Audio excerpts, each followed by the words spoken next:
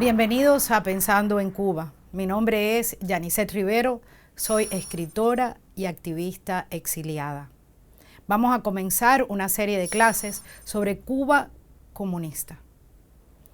El 1 de enero de 1959, el pueblo cubano amaneció con la noticia de la huida del dictador Fulgencio Batista. Ese mismo día, los miembros del Segundo Frente del Escambray llegaron a la capital cubana con la orden de tomar los cuarteles militares. Al siguiente día, la columna dirigida por Camilo Cienfuegos llegó a la capital y asumió la misma misión. No tuvieron ninguna resistencia. El 2 de enero, Fidel Castro y el ejército rebelde entraron en la ciudad de Santiago de Cuba. En un discurso pronunciado en el Parque Céspedes de esa ciudad, Fidel Castro afirmó: "La revolución no es comunista". Toda esa campaña de comunista, el gobierno revolucionario, campaña falsa, campaña canallesca, que ni nos preocupa ni nos asusta. El pueblo de Cuba sabe que el gobierno revolucionario no es comunista. I am not communism. I am not agree with communism. My acts prove free press in Cuba. The first thing for the people do is finish this process, to establish censorship. There is no doubt about free press is the first enemy of dictatorship. I have said very clear that we are not communists. Soy marxista-leninista y seré marxista-leninista hasta el último día de mi vida. Él dijo: "Sé que están preocupados de si somos comunistas. Quiero que quede bien claro, no somos comunistas. Yo no soy comunista, ni tampoco el movimiento. Pero no tenemos que decir que somos anticomunistas por agradar al extranjero". Y esto está tomado de unas declaraciones a la prensa que hizo Castro ya en La Habana en enero 13 de 1959. ¿Por qué pasaba esto? Porque precisamente se decía que habían elementos comunistas y que había influencia comunista desde la Sierra Maestra. Y él inmediatamente bajó de la sierra, bajaron con los rosarios en el cuello y comenzó a desmentir esto. La realidad era que los comunistas estaban verdaderamente en la Sierra Maestra y los contactos de Fidel Castro y su hermano Raúl con agentes de la KGB eran parte del plan fraguado en las montañas y mucho antes de la lucha contra Batista. Castro necesitaba crear una imagen distinta, pues reconocía que el pueblo de Cuba no había luchado para instaurar el comunismo y de hecho muchos de los principales líderes del esfuerzo contra Batista eran personas de fe, como José Antonio Echeverría, católico comprometido y líder del Directorio Revolucionario Estudiantil, o Fran País, pastor evangélico y líder del movimiento 26 de julio en las ciudades. Las aspiraciones del pueblo cubano eran la recuperación de la constitucionalidad, volver a la Constitución de 1940, realizar elecciones libres lo antes posible y retomar el rumbo de un país que en 1958 experimentaba un acelerado crecimiento económico, social y cultural. Lo más importante para el pueblo cubano que luchó contra la dictadura de Batista era reinstituir la Constitución de 1940 y realizar elecciones libres. Ahora, ¿cuáles son los antecedentes de este triunfo? Del triunfo de Castro en la Sierra Maestra y de la huida del dictador Batista. Primero, vamos a hablar de los antecedentes económicos y sociales. Cuba, al arribar Castro al poder, tenía una estructura social de las más avanzadas del continente. En 1957, a pesar del retroceso económico creado por la dictadura de Batista, el per cápita cubano era de $375, el tercero más alto del continente americano. El ingreso nacional era de 2.400.000, según el Departamento de Comercio de Estados Unidos. Reflejaba esto uno de los niveles de vida más altos de la América Latina. En 1958, las reservas en oro, dólares y en valores convertibles en oro ascendían a 385.600.000. La divisa cubana era de las más sólidas de Iberoamérica. El peso estaba igualado al dólar. Cuba, con una población de poco más de 6.5 millones de habitantes, casi la mitad de la actual, tenía 940.000 vacas lecheras en 1958 que producían 803.700.000 litros de leche cruda y 1.501.779 cajas de leche condensada de 48 latas equivalentes a litros por caja. El promedio de los habitantes consumía 122 litros de leche al año. El ganado vacuno lo componían 7 millones de cabezas de ganado, cantidad que superaba a la población. La reforma agraria ya había tomado lugar en Cuba en años anteriores, impulsada por las políticas que se asentaron desde los decretos del gobierno de los 100 días de Ramón Grau San Martín, y el crecimiento del número de negocios cuyos dueños eran cubanos demostraba el avance económico de los nacionales. Aparte de esto, los trabajadores cubanos gozaban de importantes beneficios, como tener acciones en las empresas en las que trabajaban, lo que significaba un beneficio extra aparte del sueldo recibido por su trabajo. Así, los trabajadores cubanos eran dueños, por ejemplo, de las acciones de importantes hoteles, la empresa de electricidad, entre otras prestaciones sociales. La industria azucarera se encontraba en uno de sus mejores momentos, generando valiosos recursos para la creciente economía del país, que se traducía en el bienestar nacional. Cuba era el país más saludable e higiénico de Iberoamérica. En salubridad pública, Cuba gozaba de un alto índice de asistencia médica y gratuita y tenía el sistema de las clínicas mutualistas, que con un pago mensual mínimo los cubanos tenían acceso a una atención de primera línea. Cuba tenía el más bajo índice de mortalidad infantil, con solo el 5.8. En cuanto al número de habitantes por médico, en 1958, Cuba estaba entre los primeros. Argentina 840, Cuba 980 y Uruguay 1000. En los niveles de educación, y estoy tocando esos temas que son importantes y que son parte de la propaganda actual, Cuba era solo superada en el continente por Costa Rica, Argentina y Chile. Cuba era el número 1 en América Latina en el porcentaje del ingreso nacional dedicado a la educación. El 3.4% del ingreso nacional cubano era dedicado a la educación. Cuba tenía en 1958 4.924 escuelas cívico-rurales, escuelas del campesino. Ocupaba el más alto porcentaje de estudiantes femeninos en Iberoamérica en relación con los matriculados. El 45% eran mujeres. Tenía 13 universidades, 21 institutos de segunda enseñanza, 19 escuelas normales para maestros, 14 escuelas del hogar, 19 escuelas de comercio, 7 escuelas de artes plásticas, 22 escuelas técnicas industriales y otras, y 6 escuelas de periodismo, publicidad y demás ámbitos de lo que son las comunicaciones. En cuanto al porcentaje de analfabetos por 100 habitantes en Iberoamérica, en 1958 Argentina tenía 8%, Costa Rica 21%, Chile 24% y Cuba 24%. La prensa era completamente libre. Competía con los mejores países del mundo y Cuba ocupaba el segundo lugar en el continente americano en el uso de radios y televisores. Cuba fue el primer país iberoamericano en tener televisión en blanco y negro y después televisión a color. Se editaban 58 diarios, algunos de ellos de reputación continental.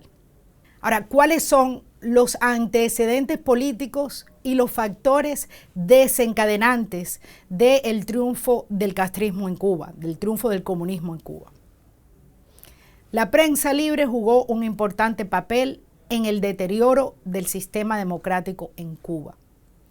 Y esto es un fenómeno que no solo ocurrió en Cuba, que luego lo veríamos ocurrir en otros lugares del continente, en Venezuela, en otras partes, en Nicaragua, donde se ha establecido el comunismo. Criticar las políticas del gobierno y la democracia de la República se convirtió en un deporte para muchos periodistas y políticos también. No se le daba crédito a la posibilidad del diálogo entre la población y el gobierno. Las personas fueron perdiendo su confianza en los gobernantes, en parte por este ataque pernicioso contra las instituciones y también por hechos de corrupción por parte de los que detentaban el poder político. Sin embargo, esta tendencia se acrecentó después que Batista rompió la constitucionalidad el 10 de marzo de 1952. La falta de reconocimiento de los avances de la libertad y la democracia, el descrédito de la gestión política y la crítica destructiva que no brindaba soluciones fueron algunos de los factores desencadenantes que trajeron a Castro al poder. Como ya lo aprendieron con el doctor Pedro Roy, uno de los principales voceros de esta conducta fue el líder del Partido Ortodoxo del Pueblo, Eduardo Chivas, quien instauró el lema "Vergüenza contra dinero" y que venía originalmente de las filas del Partido Revolucionario Auténtico. Chivas se convirtió en la voz principal de crítica al gobierno, pero al no poder probar una de las acusaciones contra un ministro de Prío, aparentemente se quitó la vida. Otros dicen que su pistola se le disparó por accidente, hiriéndolo mortalmente. En el panorama nacional, durante la dictadura de Batista, se plantearon dos avenidas. La vía pacífica, que se conoció como el diálogo cívico, donde sectores de la oposición promovían elecciones libres y el regreso a la Constitución de 1940, camino que fue infructuoso debido a la radicalización de la violencia contra la población y lo que se llamaron las bravas electorales, las maniobras de Batista para que su partido y facción ganaran las elecciones organizadas por él y su gobierno. Y la vía violenta, de las cuales algunas manifestaciones fueron el asalto al cuartel Moncada el 26 de julio de 1953 y el asalto al Palacio Presidencial el 13 de marzo de 1957. Esta vía y el fracaso de la acción del directorio en marzo del 57 le abrieron el camino a Castro, quien se encontraba en la Sierra Maestra con un futuro incierto. Y esto es importante. Y esto es un punto de reflexión y de inflexión. En la historia de Cuba ha existido siempre la tensión entre la idea civilista y la idea militarista. Eso ocurrió durante la Guerra de los 10 años. Eso ocurrió durante la Guerra del 95. Al final, el caudillismo, el militarismo y la violencia han dominado la historia de la República. En diciembre de 1958, Batista huye porque además se da cuenta que su propio ejército está desmoralizado y que ha sido infiltrado por los insurrectos. El ejército constitucional de la República estaba desacreditado ante el pueblo.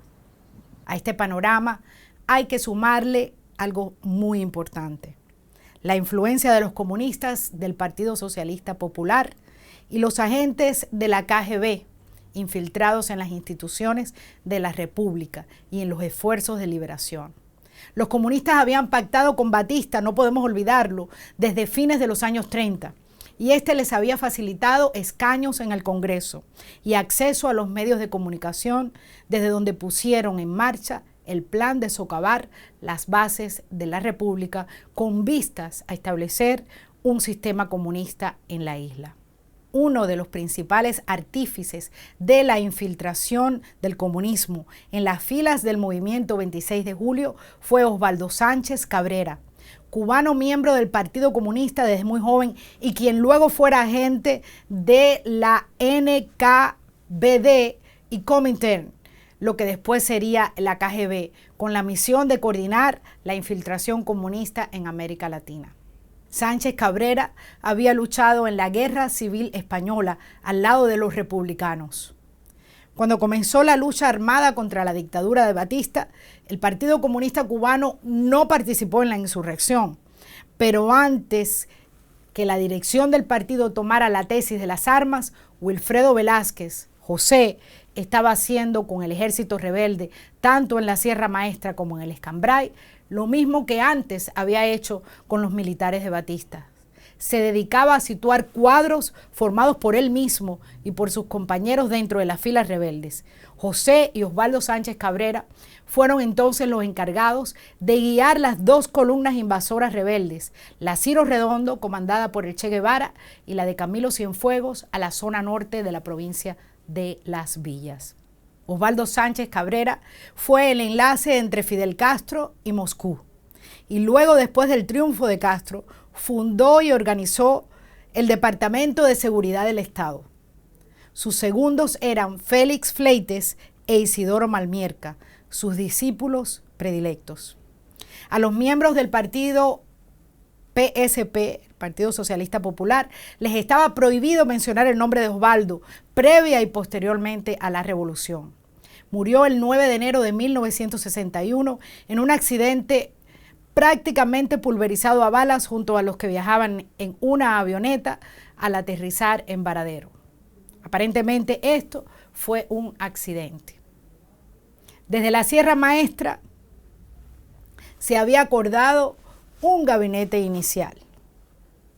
La mayoría de los que formarían parte de este gabinete inicial, una vez que el dictador Batista fuera derrotado, no eran comunistas. Eran personas respetadas de la vida política, financiera y cívica del país. Manuel Urrutia encabezaba el gobierno. Y entre los principales miembros de aquel gabinete figuraron José Miró Cardona, Justo Carrillo, Felipe Pasos, Elena Mederos, el doctor Roberto Agramonte, Humberto Sorí Marín, que había bajado de la sierra junto con Castro, y Fidel Castro fue nombrado por este gabinete, o sea, por Urrutia, jefe de las Fuerzas Armadas. En aquel momento, esa era la imagen que se le estaba dando al pueblo de Cuba. A todas luces, se quería ocultar el verdadero objetivo de implantar un régimen comunista en la isla, hasta que no tuvieran los hilos del poder bien agarrados. Ahora, ¿cuáles son los hechos que sucedieron todos estos antecedentes? El pueblo cubano recibió a Castro como un caudillo salvador. Usaba en el cuello los símbolos de la religión católica en la que él mismo se había educado. Los barbudos bajaron de las sierras con crucifijos y rosarios en el cuello. El 8 de enero llegó a La Habana y ya los cuarteles militares estaban bajo el mando del ejército rebelde. Para poder establecer el poder totalitario, tenían que desmontar la estructura republicana del país. El modelo estalinista, que era el modelo que copió, implicaba fundamentalmente sembrar el terror desde los inicios. Tan pronto como el 12 de enero de 1959 comenzaron los fusilamientos en Santiago de Cuba. Ese día fusilaron 71 oficiales del ejército de Batista que no tenían ningún crimen. El jefe de la policía de Santiago incluso había estado colaborando desde hacía tiempo con el ejército rebelde en pos de la paz. Él también fue fusilado y todos los cuerpos fueron tirados en una fosa común, de acuerdo al testimonio del sacerdote católico, el padre Jorge Bess Chabebe, quien fue llevado al lugar para confesar a los condenados en juicio sumario. El arzobispo me llamó y me dijo, tiene que ir a la audiencia a ver que van a hacer un juicio contra varios militares. Yo fui a la audiencia y me senté junto al fiscal. Estuvieron allí hasta las 2 de la mañana y echándole culpa. No tuvieron quien los defendiera ni nada. 10 menos 20, 10 menos cuarto, le pronuncia la sentencia, fusilamiento a los 4.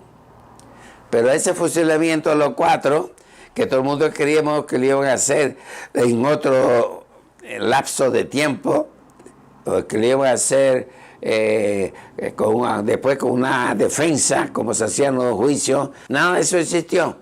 Entonces, cuando yo me iba, un capitán me dice, no padre, usted no se puede ir, tiene que venir con nosotros.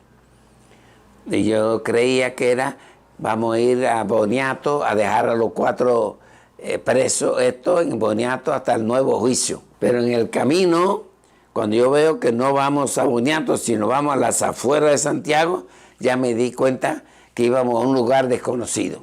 Y el lugar desconocido era la Loma de San Juan.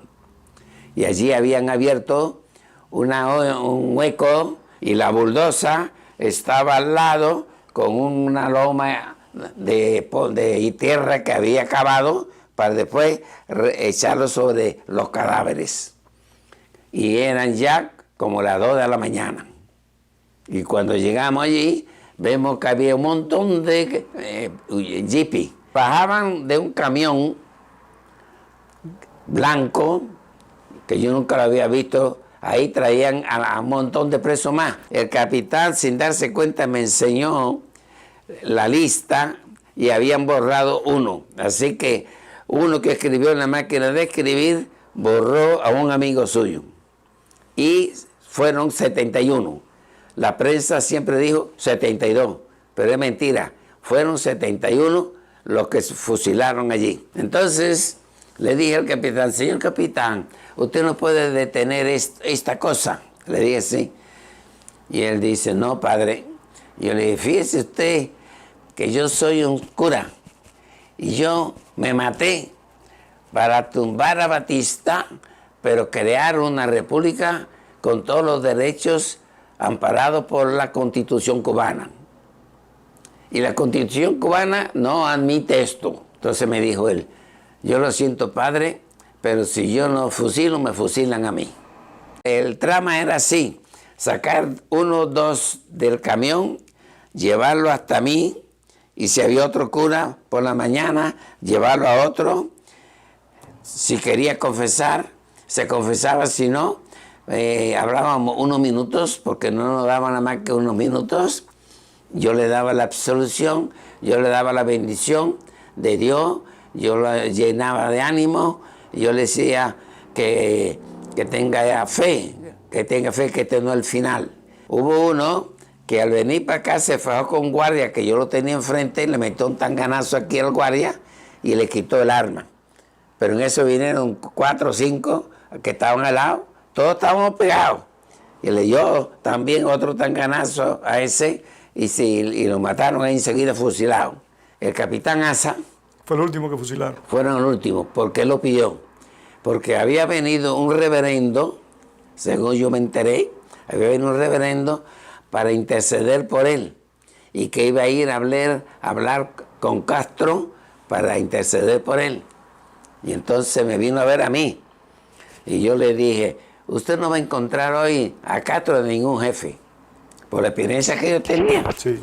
Así que yo no sé, usted dice, no, yo voy a hacer todas las diligencias. Y bueno, pero fue fatal porque el pobre hombre vio todas las ejecuciones desde las 2 de la madrugada hasta las 10 menos 10.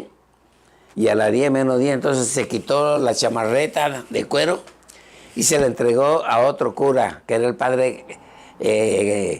padre Escala, uno de Manzanillo, que estaba ahí, el arzobispo lo mandó, y entonces le entregó a él sus cosas para que se lo diera a la esposa de él. Y entonces él repetía esta frase, esto es una injusticia del 26 de julio, esto es una injusticia del 26 de julio.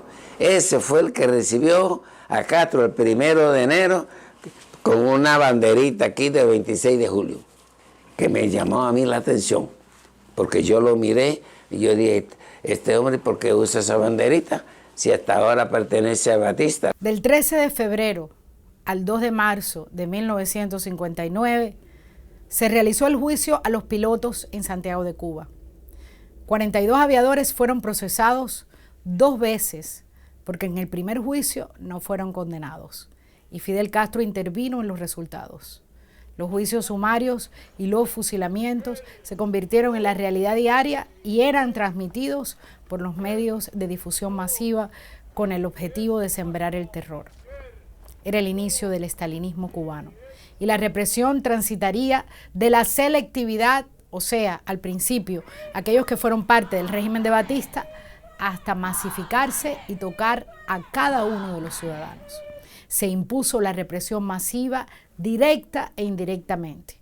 Y luego vamos a hablar un poco más de este tema, la represión indirecta contra el pueblo cubano. El 12 de octubre de 1960 ocurrió el juicio de la causa 829 de 1960, de la cual fueron fusilados importantes líderes que habían luchado contra Batista y se habían alzado contra Castro. Porfirio Remberto Ramírez, presidente de la Federación de Estudiantes Universitarios de la Universidad de Las Villas. Plinio Prieto Ruiz, comandante del Ejército Rebelde y profesor universitario. Sinesio Walsh Ríos, campesino alzado.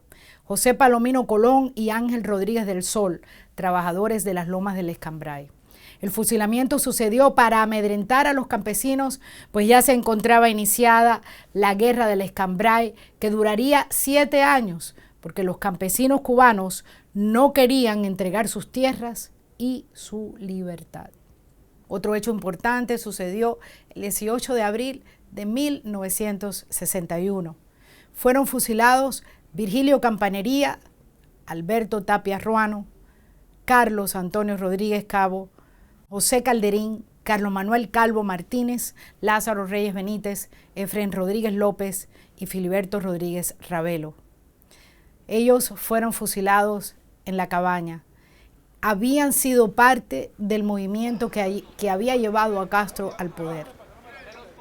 El 20 de abril de 1961, Humberto Sorí Marín fue ejecutado frente al paredón de fusilamiento. Recuerden que Humberto Sorí Marín era parte del gabinete inicial de Castro y había bajado de la sierra como comandante.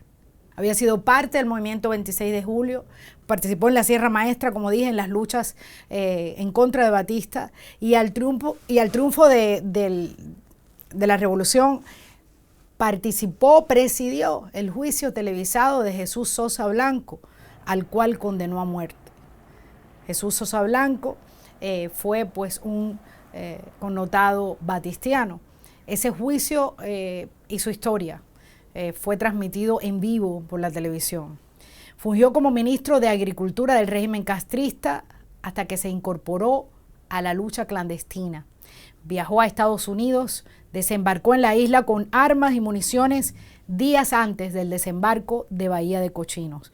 Entre 1959 y 1961 fusilaron a 5.618 personas, de las cuales solo 452 pertenecían al régimen de Batista.